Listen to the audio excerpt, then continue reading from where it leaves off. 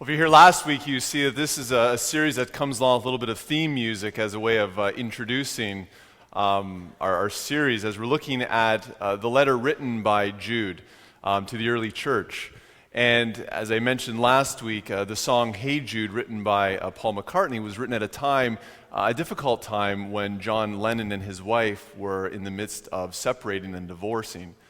And it was a song that was actually written to John Lennon's son, Julian, as a means of encouragement in a difficult place, to take a difficult time and to make it better. And I thought it was rather fitting, not just simply because of the name, but because of the theme and the nature of the letter of Jude. Jude was written almost 2,000 years ago, about 30 years after Jesus' resurrection.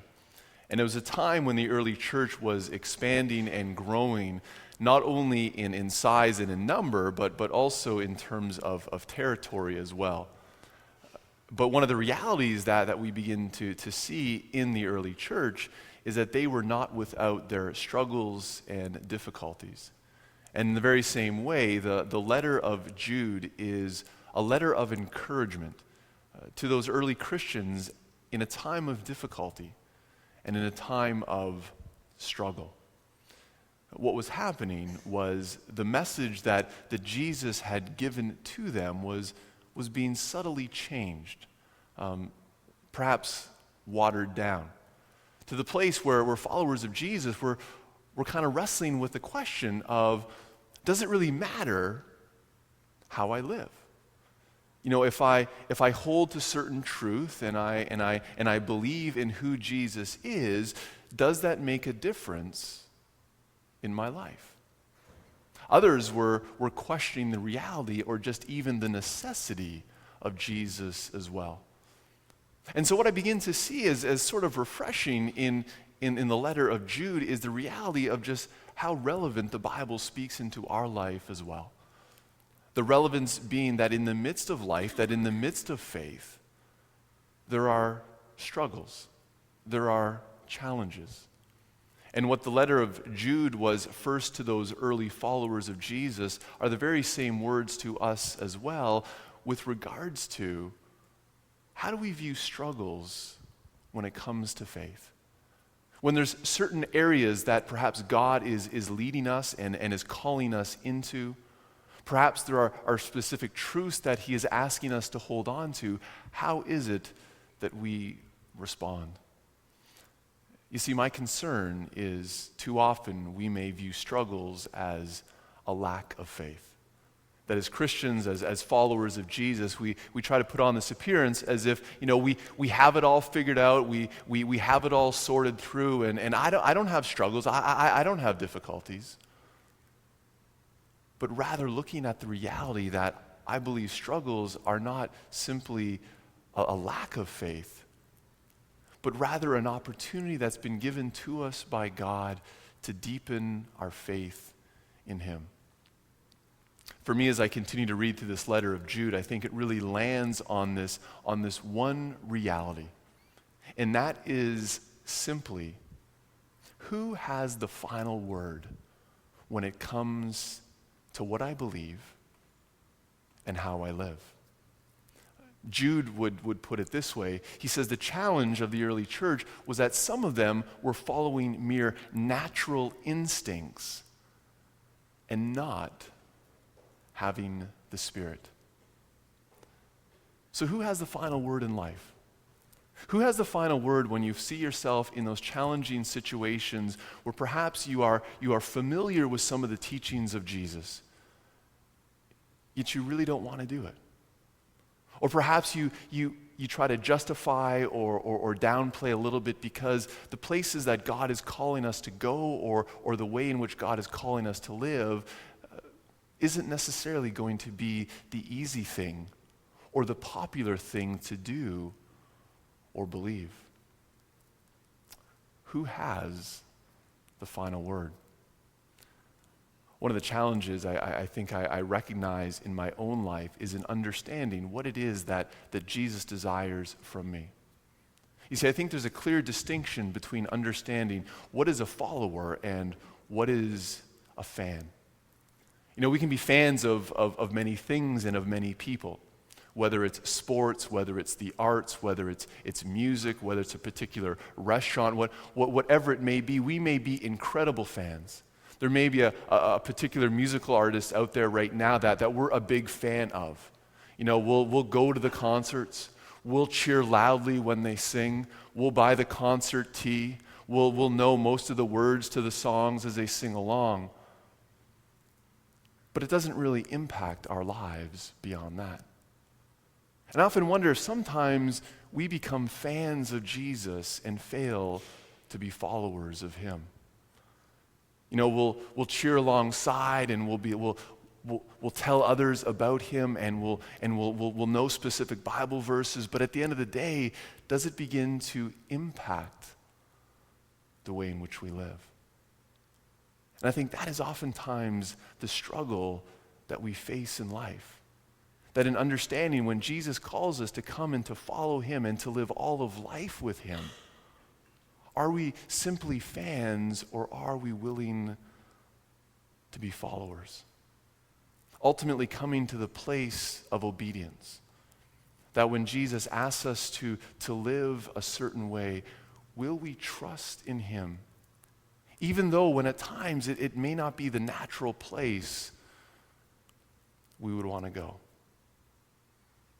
Which is why I'm convinced more and more, as we read not only this letter in Jude, but ultimately in the reality of Jesus, when you look at the biographies of Jesus, the Gospels, in Matthew, Mark, Luke, and John, we see so often the great places that Jesus meets people are exactly in those moments of struggle and of difficulty. Where Jesus is essentially saying, are you going to trust me? Are you going to follow me? Are you willing to listen and obey with what I'm asking you to do and how you are to live? And so how do we view our struggles? Do we see them as an opportunity to draw us closer to God? Or do they become a place where too often we begin to drift further and further away?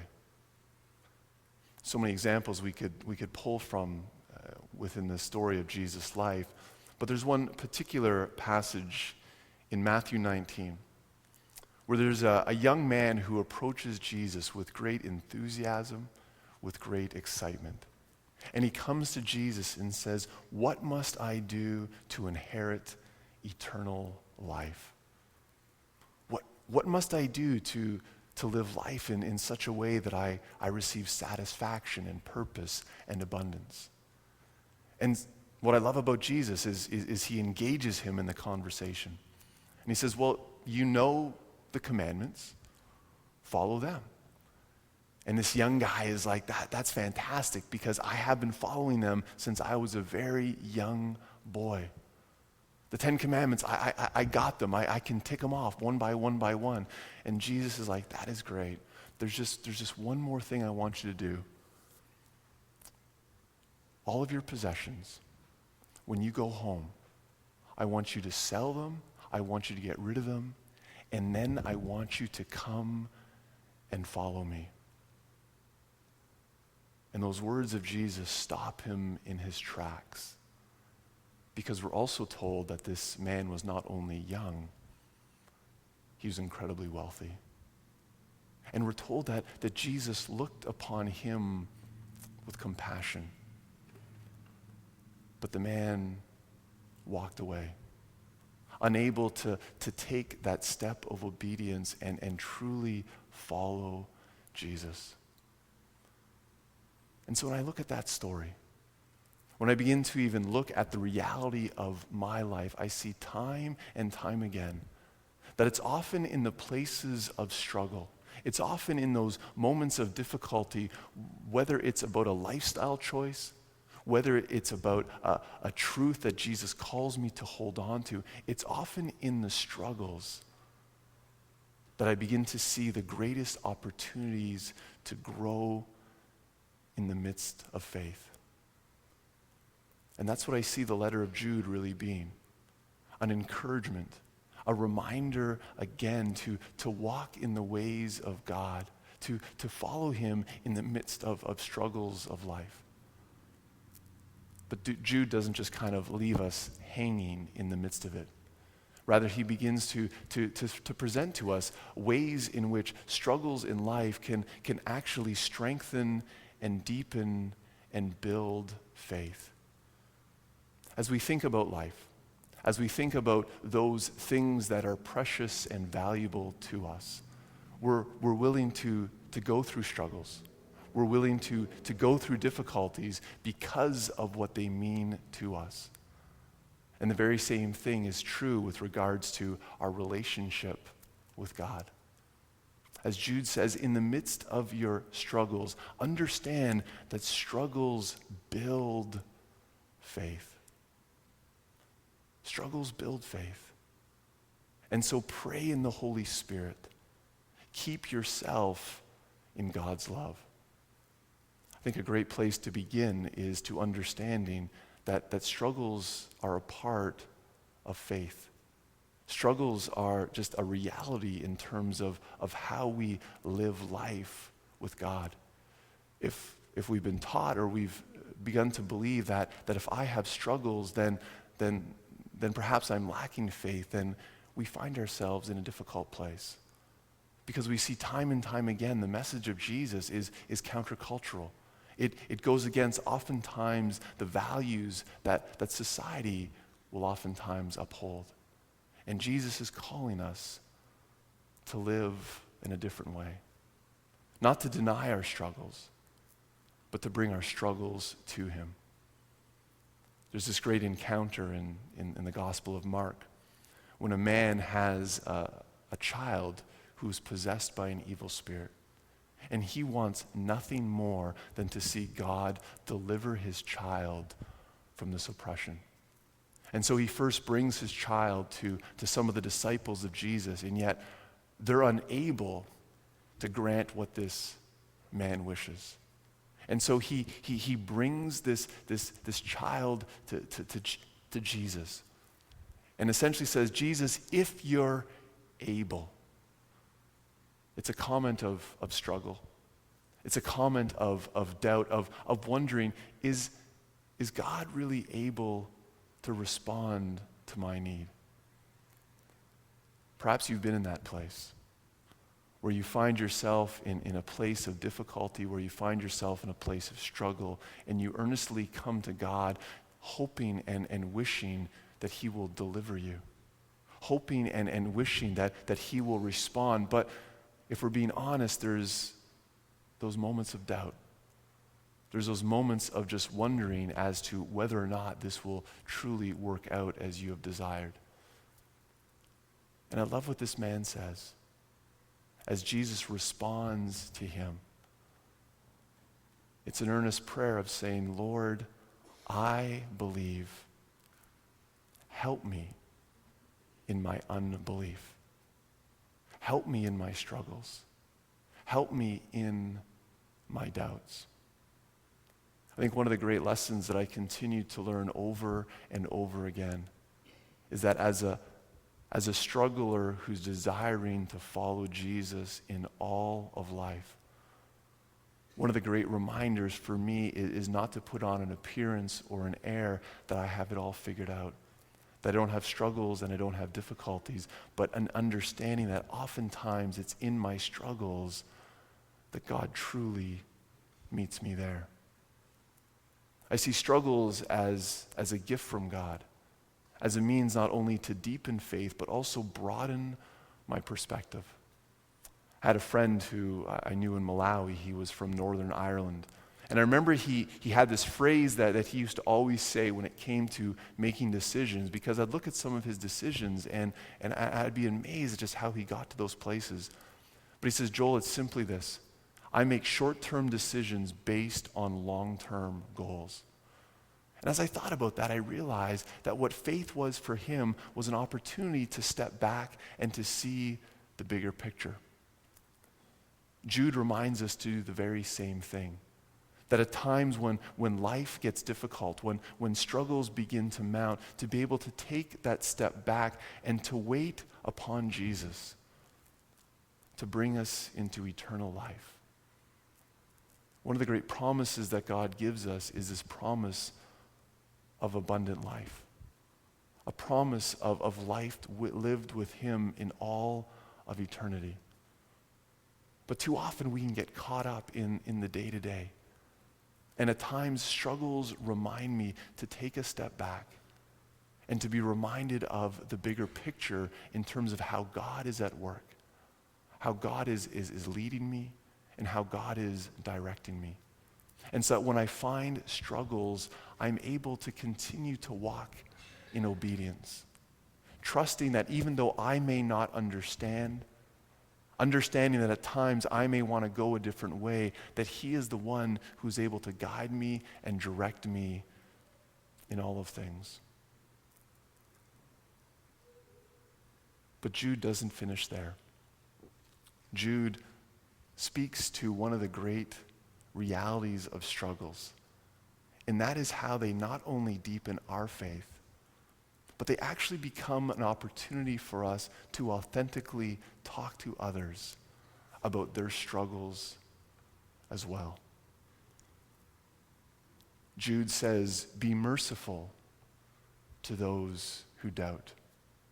Be merciful to those who have struggles. You see, if as Christians, if as a church, we are constantly giving off this appearance or this illusion that, you know what, we have it all figured out, that we don't have struggles, we don't have difficulties, we don't have doubts, it makes it very difficult for people who do have questions, people who do have doubts, to ever begin to enter into the conversation. To begin to create a place where you may not necessarily agree with what they say, but at least you are giving voice to hear what they need to say. You see, when we go down that path, we begin to present the gospel as you need to get your life in order, and then you receive God's love. As opposed to understanding that the life we live is always in response to what God has given to us. And that there's going to be times of doubts, there's going to be times of struggles, there's going to be times of difficulties. And I think what is needed in those places is for people to come alongside us and to simply give us the space in the midst of our struggles, in the midst of our doubts, in the midst of our uncertainties. As I think back to my life, as I think back to some of those signposts of faith where I've seen my faith become more real, it's often in the moments of struggles, often in the places of doubt. I remember specifically my third year of university, when I had grown up in the church, I had grown up in faith, and I had been following Jesus, and I got to a place in third year university where suddenly, it wasn't as if I didn't believe anymore, but the lifestyle and the choices that I knew God was calling me to, I just didn't want to go in that direction anymore. And I remember I had a conversation with my brother. And I remember sharing openly and honestly with him about my struggles, about my uncertainties. And I'm not sure if he had been reading the book of Jude that week or not, likely not. But he listened to where I was. He didn't come down heavy-handed with, you should do this or you shouldn't do that. He just simply allowed me to express the place of struggle that I was in. And what that did for me was allow me to take a step back and begin to say, am I wanting to follow? In the midst of my struggles, in the midst of my challenges, in the midst of wanting to do what Joel wants to do, am I going to give Jesus the final word in my life? And I often find myself coming back to that place as a reminder to me, not only in my life, but in the lives of others, when people have struggles, when people have doubts, to enter into the conversation with them. Because I think one of the great dangers that we fall into is that we shut the conversation down too quickly. The second danger that we may fall into is when suddenly we think, well, if someone's struggling, then maybe what we need to do is just soften the gospel a little bit. Water it down, kind of round the edges. And Jude speaks against that as well. He says, find the middle ground, where you're not shutting down people's struggles, but at the same time, you're not watering down faith. You're simply presenting what it is that Jesus desires for us. Because what if we became a place where people could explore questions of faith, where skeptics were welcome, where questions could be asked, struggles could be explored, and we could simply present opportunities for us to continue to grow in faith together.